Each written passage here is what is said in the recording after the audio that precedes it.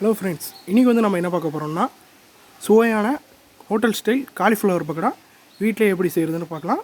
வாங்க வீடியோக்குள்ளே போகலாம். காலிஃப்ளவர் கொஞ்சம் எடுத்துக்கோங்க. காலிஃப்ளவரில் வந்து இந்த தண்டு இருக்கும்ல, இந்த இடத்துல கரெக்டாக இப்படி நறுக்கி எடுத்துக்கோங்க. இப்போ நம்ம தனியாக பீஸ் எடுத்தாச்சுல, இதை வந்து இந்த இதுக்கு சென்டருக்கு நடுவில் ஒரு கோடு போட்டுக்கோங்க.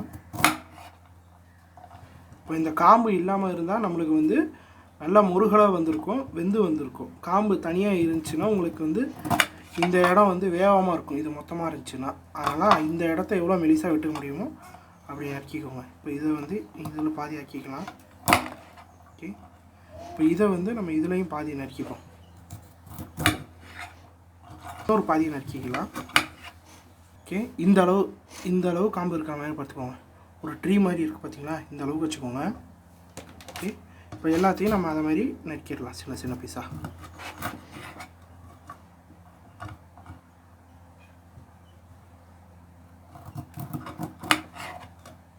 இப்போ வந்து பார்த்திங்கன்னா தண்ணி நம்ம நல்லா கொதிக்க வச்சு விட்ருக்கோம். இப்போ தண்ணி நல்லா கொதித்து வந்துடுச்சு. இது தண்ணியை நம்ம இறக்கிட்டோம். ஓகே, இப்போ தண்ணி நல்லா சூடாகிடுச்சு. இதில் வந்து 1 ஸ்பூன் நம்ம கல் உப்பு சேர்த்துக்கலாம். கல் உப்பு சேர்த்துட்டு கல் உப்பு நல்லா கலக்கி விட்டுருங்க. லைட்டாக கரைச்சாலே போதும், ரொம்ப கரையணும்னு அவசியம் இல்லை. இப்போ நம்ம நறுக்கி வச்சுருக்க காலிஃப்ளவரை இதில் போட்டுடலாம்.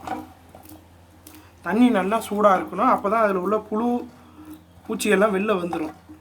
இது வந்து சுத்தம் பண்ணுறதுக்காக நம்ம இப்படி பண்ணுறோம். ஓகே, அதே ஸ்பூனை வச்சு நல்லா கிண்டி விட்டுருங்க. இது வந்து ஒரு 5 நிமிஷம் இது வந்து இப்படியே இருக்கட்டும். ஓகே, நல்லா கிண்டி விட்டுருங்க. அது வரைக்கும் இதை ஒரு மூடி வச்சுருங்க. ஓகே, 5 நிமிஷம் ஆகட்டும். இப்போ வந்து பார்த்திங்கன்னா 5 நிமிஷம் ஆயிடுச்சு. இந்த காலிஃப்ளவரில் அப்படி புழு எதுவும் இல்லை, நல்லா சுத்தமான காலிஃப்ளவர் தான் இருக்குது.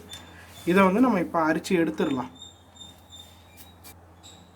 இப்போ வந்து நம்ம இதை அப்படியே அரிச்சு எடுத்துடலாம். ஓகே, தட்டில் நம்ம எடுத்து வச்சுருவோம்.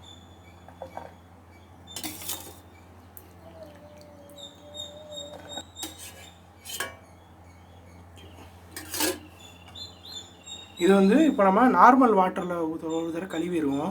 ஃபஸ்ட்டு தேவையான அளவு உப்பு. ஓகே, உப்பு போட்டுக்கோங்க. ஒரு 1/2 டேபிள் ஸ்பூன் இஞ்சி பூண்டு விழுது, அப்புறம் ஒரு 1/2 டேபிள் ஸ்பூன் மிளகாய்த்தூள்,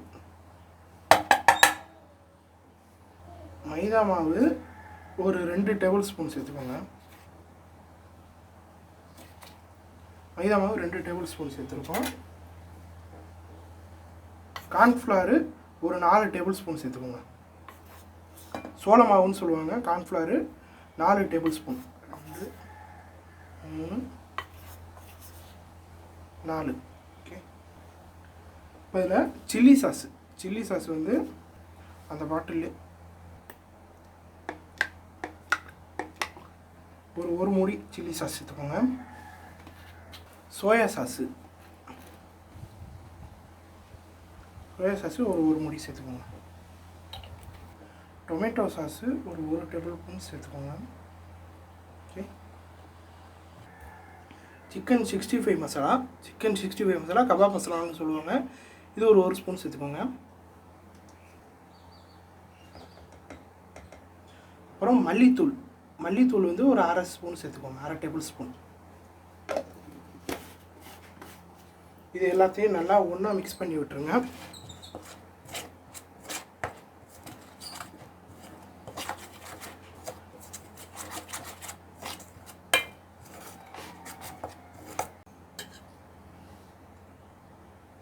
இப்போ வினிகர் 1 ஸ்பூன் ஊற்றிக்கோங்க.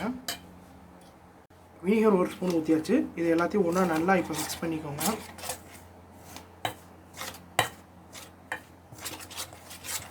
ஓகே, இப்போ இதில் தேவையான அளவு தண்ணி ஊற்றிக்கோங்க.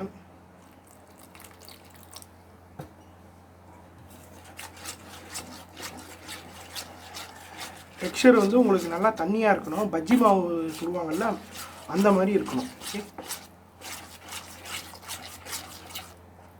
நல்லா கட்டி பிடிக்காமல் நல்லா கிண்டி விட்டுருங்க. இப்போ இது பார்த்திங்கன்னா நல்லா மிக்ஸ் பண்ணியாச்சு. இந்த டெக்ஸ்சருக்கு பார்த்துக்கோங்க, இந்த டெக்ஸ்சர் தான் முக்கியம். ஓகே, இப்போ நல்லா மிக்ஸ் பண்ணியாச்சு.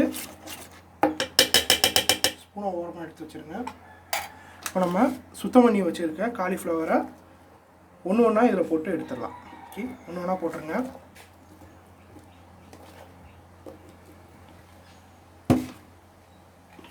அதையும் நல்லா இந்த ஸ்பூனை வச்சு நல்லா மிக்ஸ் பண்ணி விட்டுருங்க.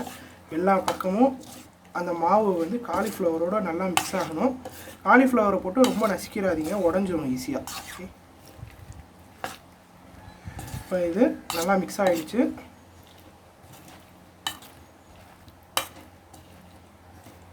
ஓகே, நல்லா மிக்ஸ் பண்ணியாச்சு. இப்போ நம்ம அடுப்புக்கு போயிடலாம். ஓகே, இப்போ வந்து நம்ம பொரிக்கிறதுக்கு இந்த மாதிரி ஒரு பேனை ஒன்று வச்சுருவோம். இப்போ நம்ம அடுப்பை பற்ற வச்சிடலாம்.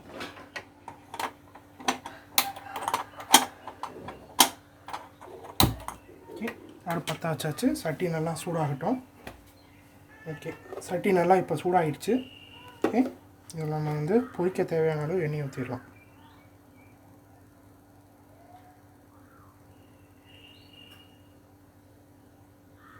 இவ்வளோ எண்ணெய் போதும். ஓகே, எண்ணெய் ஊற்றியாச்சா? எண்ணெய் நல்லா காயிற வரைக்கும் வெயிட் பண்ணுங்கள். இப்போ எண்ணெய் நல்லா காயுதான்னு பார்த்துக்கோங்க. ஓகே, இப்போ எண்ணெய் நல்லா காஞ்சி வந்துருச்சு. எண்ணெய் காஞ்சிருச்சான்னு பார்க்குறது கொஞ்சோண்டு மாவு எடுத்து இதுமாரி தொளிச்சு பார்த்தீங்கன்னா தெரிஞ்சிடும். இப்போ நல்லா பொரிஞ்சு வருது, எண்ணெய் காஞ்சிருச்சு. ஓகே, இந்த நம்ம மிக்ஸை அப்படியே நல்லா மிக்ஸ் பண்ணி விட்டு காலிஃப்ளவரு அந்த மாவு எல்லாம் நல்லா மிக்ஸ் ஆன மாதிரி பண்ணிவிட்டு இது மாதிரி கையில் எடுத்துக்கோங்க. உதிர்த்து கொஞ்சம் கொஞ்சமாக பொறுமையாக போடுங்க. ஓகே, பொறுமையாக போடுங்க, கையில் எண்ணெய் தெரிச்சிடாமல். போடுறப்ப ஒன்றா மொத்தமாக போடாமல் உதிர்த்து போட்டுட்டிங்கன்னா தனித்தனியாக இருக்கும், எடுக்கிறதுக்கு நமக்கு ஈஸியாக இருக்கும். ஓகே, போட்டாச்சு. இந்த மாதிரி கரண்டி ஒன்று எடுத்துக்கோங்க, கண்ணு கரண்டி எடுத்துக்கிட்டு அப்படியே கொஞ்ச நேரத்தில் இந்த மாதிரி ஷேக் பண்ணி விட்டுருங்க. அடியில் கிண்டி விட்டுருங்க. சட்டியில் ஒட்டாமல், நான்ஸ்டிக்காக இருந்தால் உங்களுக்கு ஒட்டாமல் வரும் ஈஸியாக. அடுப்பு வந்து ஹைலே இருக்கட்டும். பார்த்திங்கன்னா நல்லா செவந்து வந்துருச்சு. இந்த கலர் வர்ற வரைக்கும் நல்லா வெயிட் பண்ணி பாருங்கள்.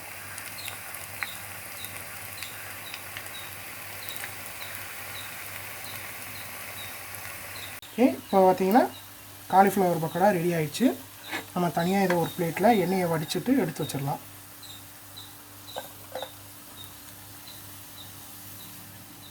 இப்போ வந்து கொஞ்சோண்டு கருவேப்பிலை கொத்து இந்த மாதிரி எடுத்துக்கோங்க. ஓகே, இந்த கொத்து வந்து எண்ணெயில் அடுப்பை சிம்மில் வச்சுக்கோங்க.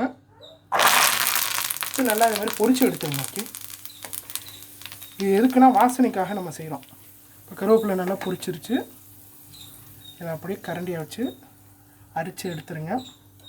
அரிச்சு எடுத்து நம்ம இந்த காலிஃப்ளவர் பக்கோடா மேலே இந்த கருவேப்பிலையை அப்படியே போட்டுடலாம். பார்த்திங்களா, சுவையான காலிஃப்ளவர் பக்கோடா தயாராகிடுச்சு. நம்ம அப்படியே டேஸ்ட் பார்த்துடலாம். சூப்பராக இருக்குது, நல்லா கிறிஸ்பியாக மொருவலாக இருக்குது. தயிர் சோறு, சாம்பார் சாதம், எந்த ஐட்டத்துனாலும் செமையாக சூட்டாகும். பழைய சோறு கூட சாப்பிட்லாம். சூப்பராக இருக்குது, ட்ரை பண்ணி பாருங்கள். நல்லா கிறிஸ்பியாக வந்திருக்கு. வீடியோ பார்த்ததுக்கு ரொம்ப நன்றி. தேங்க்ஸ் ஃபார் வாட்சிங். மறக்காமல் சப்ஸ்கிரைப் பண்ணுங்கள், லைக் பண்ணுங்கள். Bye bye.